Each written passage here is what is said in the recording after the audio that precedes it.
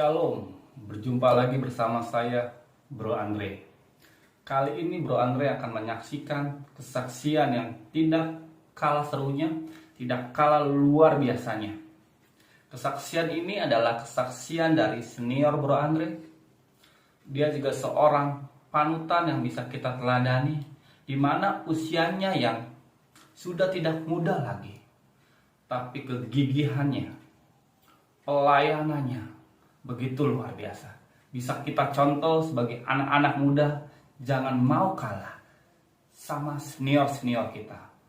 Kali ini langsung saja kita saksikan kesaksian yang luar biasa ini.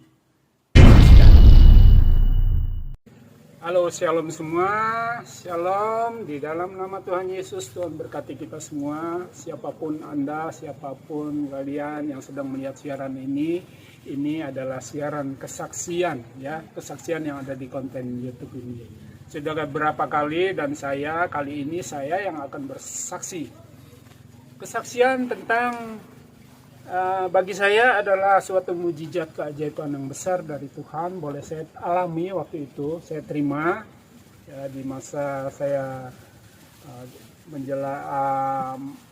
di masa-masa saya masih sendiri waktu itu ya, masih remaja, menjelang usia 30, 25, 30. Saya waktu itu kerja di salah satu tempat dan waktu itu saya kesaksian sakit. Ini ada dua sakit saya yang akan saya saksikan di sini. Sakit yang pertama dan sakit yang kedua. Itu sakit yang kata dokter tidak bisa sembuh, harus konsumsi obat terus supaya tidak kambuh sakitnya. Ada dua. Ini kesaksian yang sakit pertama saya. Waktu itu saya masih kerja di salah satu tempat, di salah satu hotel lah di Jakarta sini. Saya waktu itu kerja, tapi dalam perjalanan kerja itu saya ada gangguan di napas hidung saya, jadi nggak sederhana ternyata. Kelihatannya sih biasa, tapi ternyata bagi saya mengalami sakit itu sungguh mengganggu sekali. Bahkan waktu saya di tempat kerja itu kan dikasih fasilitas ada dokter, jadi gratis, walaupun mungkin dokter yang terbaik, nggak apa-apa, nggak ada masalah, perusahaan yang bayar. Dan kata dokter, sakit saya ini seperti polip atau sinus di hidung, polip, sinus atau alergi atau sakit apa di hidung yang mengakibatkan hidung saya itu susah untuk bernapas, kadang-kadang mampet, kadang-kadang nggak, seperti ketutup. Jadi saya napas itu dari mulut, saya keluarkan napas dari mulut. Kalau sudah kambuhnya parah ya. Akhirnya dokter THT pada saat itu, dokter THT diperiksa, mereka nggak ada yang tahu alergi. Mereka dokter katakan ini bukan sinus, bukan polip, alergi. Tapi dokter nggak tahu alergi yang mana nih, apa alergi apa ya. Akhirnya begini, karena tidak diketahui sakit itu alergi apa, waktu itu dokter menganjurkan saya harus dirawat inap di salah satu rumah sakit THT yang ada di Jalan Proklamasi Jakarta. Jadi saya harus rawat inap dalam kondisi yang tidak sakit ya, bagi saya tidak kondisi yang nggak harus dirawat sebetulnya. Cuma hanya karena dokter ingin mengetahui, ingin mengontrol apa yang mengakibatkan hidung saya ini susah untuk bernapas, alergi apa yang menimbulkan hidung jadi susah untuk bernapas. Tapi pada saat itu belum sampai saya dirawat inap di rumah sakit itu, saya mengambil keputusan waktu itu. Saya memang berat itu sakit itu, saya harus konsumsi obat. Kalau obat habis, seandainya obat habis, saya tidak konsumsi obat, akhirnya kambuh sakitnya, susah nafas, di tempat AC tidak bisa. Jadi saya padahal kerjanya ada di ruangan ber-AC, dan minum air es semuanya dingin, tidak bisa, pasti kambuh. Kalau saya minum air es itu kambuh. Di tempat AC, tempat dingin ini nggak bisa nafas hidung. Nah, akhirnya saya berpikir begini, aduh kok sakit ini kok sangat mengganggu. Saya akhirnya berpikir tentang ya pada masa-masa itu mungkin saya banyak kesalahannya, banyak perbuatan saya sebagai waktu remaja dulu, perbuatan yang ya terus terang waktu ini sebelum saya bertobat, sekarang sudah bertobat ya. Saya cerita sebelum bertobat ini, saya jarang ke gereja, nggak pernah. Bahkan hari Minggu itu ya sebagai apa ya, di keluarga saya banyak kakak beradik, tapi dari sejumlah kakak beradik saya ada keluarga 11, saya nomor 5, ya saya sendiri yang jarang ke gereja. Bahkan kadang-kadang Natal itu saya tidak ke gereja hari Natal. Karena itu saya nakal sekali. Ya mungkin saya berpikir karena kenakalan itu akhirnya Tuhan kasih saya sakit yang aneh, nggak sembuh.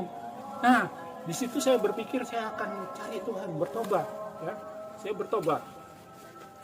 Benar itu terjadi.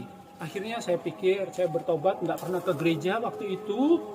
Di suatu saat di pagi hari ini saya akhirnya mau ke gereja, niat ke gereja. Di pagi hari saya udah ganti rapi baju. Nah, padahal kakak saya ada yang majelis di gereja ya. Majelis di salah satu gereja juga di Jakarta, gereja besar. Saya tidak pernah ke gereja. Begitu saya rapi pagi-pagi, kakak saya juga sudah siap sebagai majelis mau ke gereja. Udah rapi, mereka pakai jas selayaknya ya pengerja di gereja ya. Akhirnya mereka menanya saya, katakan, loh kok tumben? Oh ya, perkenalkan saya dulu ya, saya Berti Tawas, nama saya Berti Tawas. Kakak saya bilang, kok tumben nih, mau kemana nih pagi-pagi, kok rapi? Saya dengan aneh saya bilang, aneh mau ke gereja. Oh kaget kakak saya, ke gereja. Loh ini juga kita mau ke gereja katanya, saya mau ke gereja juga, pelayanan satu gereja. Kebetulan yang khotbah ini ada pendeta terkenal yang lagi orang-orang suka. Terus saya kan waktu itu kurang yang mau ngikut kakak. Akhirnya karena nggak enak sama kakak, saya ikut aja lah. Ikut ke gereja. Akhirnya ya itu pertama kali saya ke gereja. Saya lihat jemaatnya banyak, tempat duduknya penuh. Tapi saya ke bagian tempat, di tengah-tengah saya ambil ke bagian tempat. Nah itu pada saat pertama ya, saya pertama datang ke gereja. Ada penyembahan di gereja itu, lagu-lagu pujian pertama. Saya itu ya ini ya, mungkin memang Tuhan ya, kuasa Tuhan. Saya kayak dijamah Tuhan, di itu saya tangan bergemetar, nangis terus, itu dengar pujian, nangis terus, tangan bergemetar. Baru pertama saya ke gereja, demikian adanya. Akhirnya saya bilang, kok kayaknya enak sekali, sukacita sekali. Akhirnya udah, itu diawali dari itu ya. Pokoknya saya mendapatkan apa yang seperti yang saya inginkan dapat, mungkin zaman Tuhan atau apa ya. Nah itu terjadi di situ. Akhirnya setelah saya kuat di situ, saya cari lagi. Saya nggak mau berhenti. Ibadah pertama terus, ada ibadah kedua, ketiga, keempat, saya ikut terus. Bahkan hari biasa ada ibadah, saya datang untuk ibadah. Awal dari itu pertobatan saya, akhirnya saya pelajari firman Tuhan. Saya lidiki, terus saya pikir, Tuhan berarti sakit saya ini sebetulnya bagian yang kalau kita percaya Tuhan sembuh tanpa obat. Soalnya ada firman Tuhan ya, saya bacakan secara cepat ya. Ayat Yohanes pasal 14 ayat ke-12, 13 dan 14 begini. Ayat 12 begini. Tuhan Yesus berkata, "Aku berkata kepadamu, sesungguhnya barang siapa percaya kepadaku, ia akan melakukan juga pekerjaan-pekerjaan yang aku lakukan. Bahkan pekerjaan-pekerjaan yang lebih besar daripada itu, sebab aku pergi kepada Bapa." Waktu Yesus masih bersama murid-muridnya, waktu itu dia katakan, aku pergi kepada Bapa. Sebelum dia pergi, dia katakan itu. Dan ayat 13, dan apa juga yang kamu minta dalam namaku, aku akan melakukannya supaya Bapa dipermuliakan di dalam anak. Ayat 14, jika kamu meminta sesuatu padaku dalam namaku, aku akan melakukannya. Ini satu ayat yang menguatkan saya untuk akhirnya saya minta kepada Tuhan. Saya minta kepada Tuhan dengan sakit itu supaya Tuhan jadi kesembuhan dari Tuhan. Saya mohon kesembuhan ilahi, mujizat, keajaiban terjadi sehingga saya tidak konsumsi obat lagi. Akhirnya memang saya lakukan itu. Obat yang dari dokter masih ada itu saya tidak minum lagi. Saya buang. Saya tidak minum, saya percaya bahwa pasti Tuhan sembuhkan saya. Jadi kalau dulu tidak minum obat itu saya kambuh, nggak bisa bernapas, napas dari hidung. minum es itu pasti kambuh, tidak bisa bernapas. Dan kalau saya di ruang ber-AC itu juga kambuh, sakitnya tidak bisa bernapas. Akhirnya begitu saya bertobat, saya sungguh-sungguh hidup dalam Tuhan, obat itu saya buang, saya percaya Tuhan sembuhkan. Itu nyata, mujizat terjadi, keajaiban. Tidak ada lagi yang saya minum air dingin. Wah, air dingin kan kalau lagi panas, wah sangat memerlukan orang air dingin. Kita minum air dingin, air es, kita masuk. Kalau nggak dingin nggak asik di ruang. Akhirnya waduh, nyaman di AC, tidak ada kambuh-kambuh lagi. Terjadi seperti saya, Tuhan tolong, ajaib, mujizat terjadi. Nggak semua. Jadi ya itu yang dikatakan manusia melihat apa yang di depan mata, tapi Tuhan melihat hati. Jadi kalau kita bertobat pun, Tuhan melihat hati kita, sungguh nggak kita bertobat.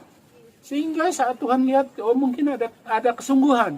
Ya itulah terjadi keajaiban, mujizat dari Tuhan turun atas. Terima kasih semua, semoga memberkati, Tuhan Yesus memberkati. Haleluya.